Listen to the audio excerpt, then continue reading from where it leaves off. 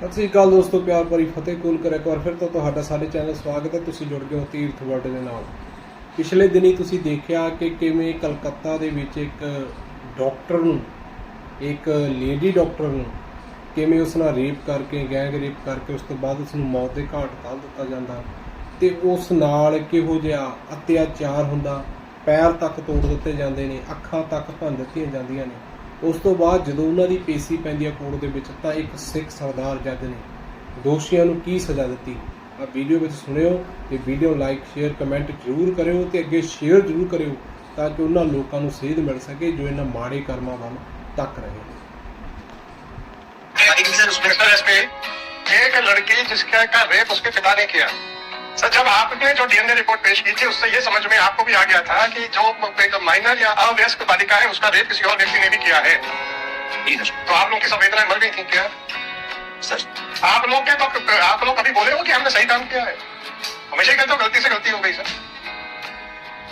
वाहिगुरु जी का खालसा वाहिगुरु जी की फतेह। कलगीधर पिता गुरु गोबिंद सिंह महाराज सिंह ने एक सच्चे सिख ने अजिहा काम कर दिता जो भारत की गवर्नमेंट हाल तक नहीं कर सकी। गुरु गोबिंद सिंह महाराज सिंह ने जज बन के, जज भी कोई आप सुप्रीम कोर्ट के जज बन अजिहा फैसला सुनाया जिसनू सुन के दुराचार और पापी जो लोगों दी धीआं भैणां विपत्ति करते हैं उन्हां नूं हुण अजिहा काम करन तो पहला 100 बार सोचना पवेगा। जी हाँ, आप जी नूं इसकी वीडियो भी दिखाई जाएगी किवें एक घटिया बंदे ने जिसने बच्ची दे नाल दुष्कर्म किया, पाप किया और ये पाप 5-7 जाने ने इकट्ठे मिलके किया और उस पाप की सजा मिनटां दे विच ही सिख जज ने उन्हां पापियां नूं फांसी दे दी। जिथे पहला 20-20 साल 25-25 साल लोकां दे केस चलदे सन और वो दुष्कर्म करके जेल विचों बेल लैके बाहर घूमदे सन, पर हुण अजे सिख अजिहा रूल लागू कर दिता जो भी बच्ची दे नाल धी भैण दे नाल बुरा कर्म करे उसने 1-2 महीने दे विच ही फांसी दे दित्ती जावेगी।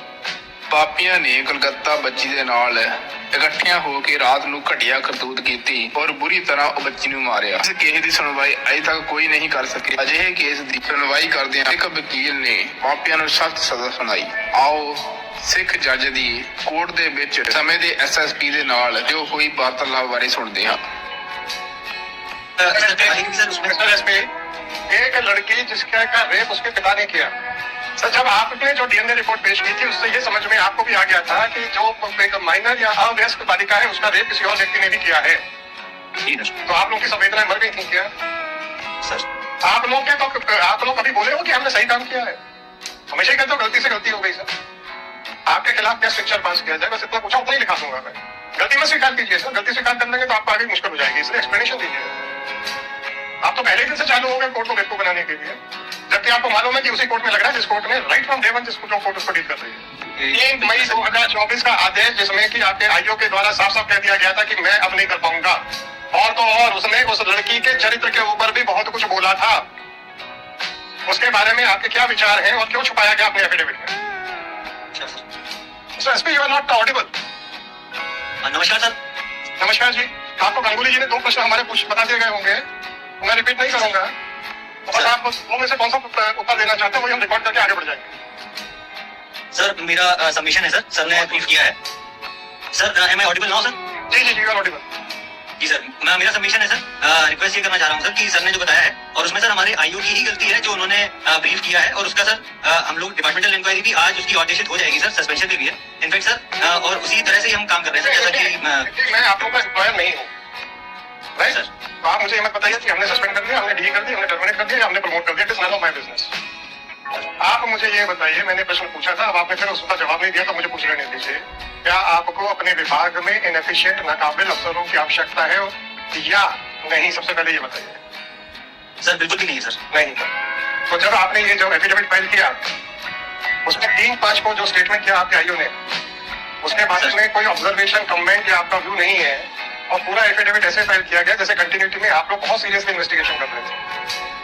आपने 3 मई को तो जो आपके आईओ ने हाथ खड़े कर दिए थे ये कहते हुए कि हम नहीं ढूंढ पाएंगे, आपने उसको छुपा के ऐसा प्रोजेक्ट किया है कि अब तो इन्वेस्टिगेशन कर ही रहे थे। आप ही जबरदस्ती नाराज हो गए।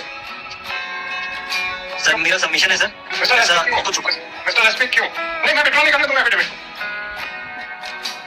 सर, मेरा सबमिशन है सर कि हम उसको बिल्कुल भी छुपाना नहीं चाहते थे सर। और आप छुपाना चाहते थे कि नहीं छुपाना चाहते थे ये मुझे नहीं पता। आपने छुपाया है कि नहीं छुपाया ये बताइए। बंदी को आपके आईओ ने सर आपका चूंकि इसमें सर ऑर्डर भी हुआ था सर, हम लोग उसके बाद लगातार उसमें विवेचना हम कर रहे थे सर, और इनफैक्ट जो आपका ऑर्डर था सर विवेचक ने, ये जो आईओ ने वहां पर सर जी जी जी जी जी सर विवेचक ने सर ये जो ब्रीफ किया काउंसिल को रिस्पॉन्सिबिलिटी सर, उसके बावजूद भी सर जब ये हम लोग विवेचना जितनी भी उससे आगे की भी सर उसमें मिस्टर एसपी, जी सर अब एक लड़की जिसका रेप उसके पिता ने किया, ये आपका केस है, मेरा केस नहीं सर ठीक? जब एक डीएनए रिपोर्ट आ गई थी कि जो अभियुक्त ट्रायल पेश कर रहा है वो गर्भस्थ शिशु का बायोलॉजिकल या जैविक पिता नहीं है, जी सर, और वो डीएनए रिपोर्ट आप लोगों ने ट्रायल कोर्ट में फाइल की थी। सर एक माइनर लड़की जिसका कि किसी एक और आदमी ने भी रेप किया है, ये आपके डीएनए रिपोर्ट जो डीएनए रिपोर्ट पेश की थी उससे ये समझ में आपको भी आ गया था कि जो एक माइनर या अवयस्क बालिका है उसका रेप किसी और व्यक्ति ने भी किया है, जी सर। तो आप लोगों की संवेदनाएं मर गई क्यों किया? सर ये हमारी तरफ से एक मेजर सर ये लैप्स हुआ है, मेजर लैप्स हुआ है, जी सर। और उसके बाद जब हमने कहा कि इन्वेस्टिगेशन करिए और आपके अधिकारी ने कह दिया, हमने हाथ जोड़ के सब पूछ लिया और उन्होंने कुछ नहीं बताया, इसलिए हम कुछ नहीं कर पा रहे। तो अब आप बताइए कि इन्वेस्टिगेशन का मतलब क्या होता है? लोगों से हाथ जोड़ के पूछ लिया, जो उन्होंने बोल दिया वापस आके कोर्ट में हाथ खड़े कर दिए, या अगर आपको सीधे सीधे एविडेंस नहीं मिल रहा है तो आपको फिर सर्कमस्टेंशियल एविडेंस ढूंढने के प्रयास करना पड़ेगा। ये आपको पुलिस विभाग में नहीं समझाया जा रहा क्या? सर हमें पूरे प्रयास करने थे सर, और नहीं, अगर डायरेक्ट एविडेंस नहीं मिल रहा है और एक सर्कमस्टेंशियल एविडेंस पे आपको काम करना पड़ेगा, ये आपका पुलिस विभाग आपको नहीं समझाता क्या? सर बताया जाता है, बताया जाता है। समझाता है, जी सर।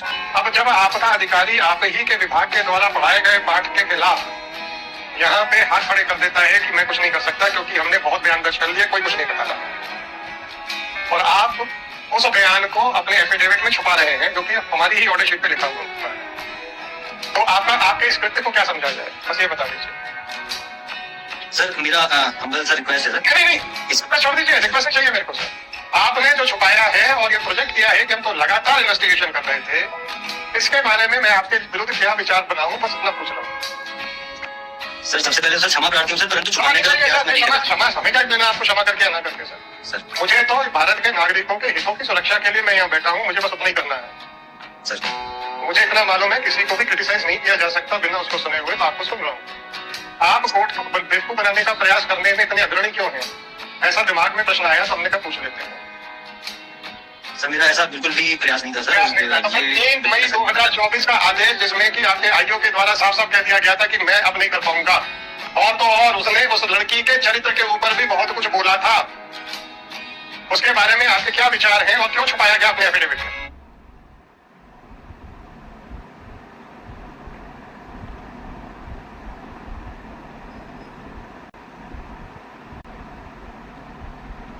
चिंता मत करिए, तो क्या कह रहे हैं कि हम बड़े अब ईमानदारी से अपने आईओ को देखेंगे, तो हम तो आपको देखेंगे सर, बस आईओ का क्या करेंगे? आईओ की तो जिम्मेदारी आपने ले ली, आप तो पिछले दिन से चालू हो गए सर,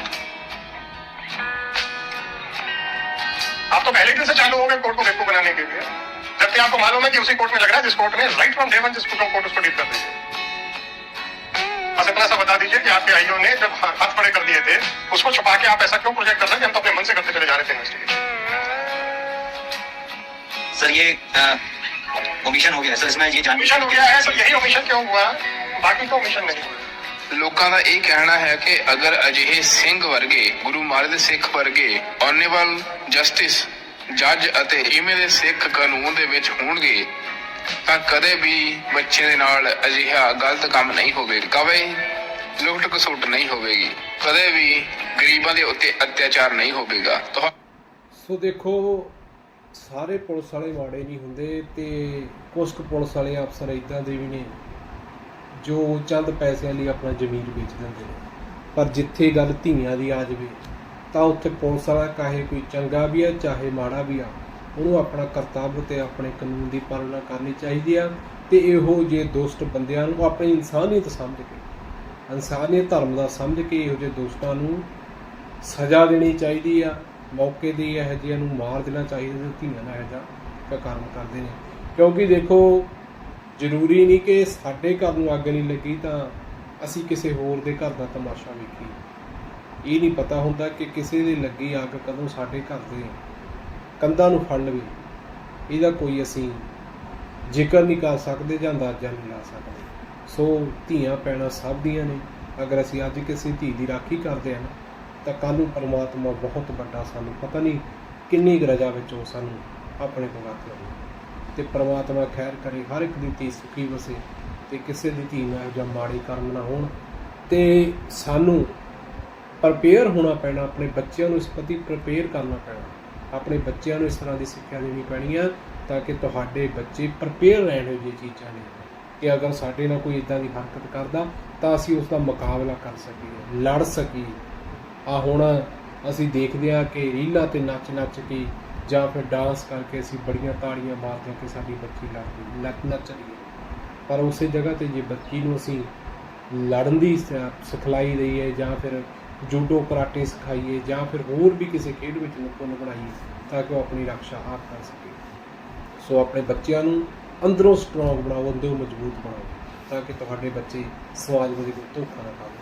ਸੋ ਵੀਡੀਓ ਕਿਵੇਂ ਦੀ ਲੱਗੀ ਅਤੇ ਇੱਕ ਸਿੱਖ ਜੱਜ ਨੇ ਕਿਵੇਂ ਫੈਸਲਾ ਸੁਣਾਇਆ, ਕਿਵੇਂ ਐਸਪੀ ਨੂੰ ਡਾਂਟ ਲਗਾਈ ਕਿ ਭਾਈ ਤੂੰ ਸਹੀ ਤਰ੍ਹਾਂ ਪ੍ਰੋਪਰ ਤਰੀਕੇ ਨਾਲ ਕੰਮ ਨਹੀਂ ਕਰਿਆ, ਇਨਵੈਸਟੀਗੇਸ਼ਨ ਨਹੀਂ ਕੀਤੀ ਤਾਂ ਕਰਕੇ ਇਸ ਤਰ੍ਹਾਂ ਹੋਇਆ।